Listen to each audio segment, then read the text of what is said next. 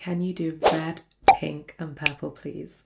I love your videos and you're a good artist. You will be forever. Oh, that comment has made my day. Thank you so much. What do I do to deserve such sweet subscribers? I swear I love you guys. I've got the colours you asked for, so let's do this. Okay, so I'm going in with red first on this end. Next up, we got some pink in the center, so put that right here. And then last up, we got the purple. So I'm gonna put that right on the end. Okay, my favorite part. Now we mix.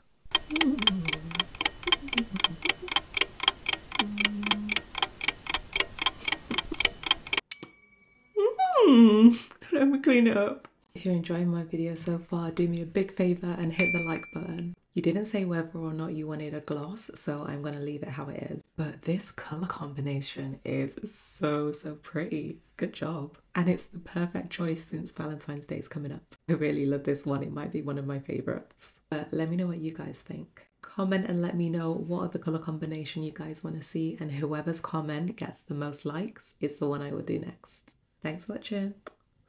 Love you all.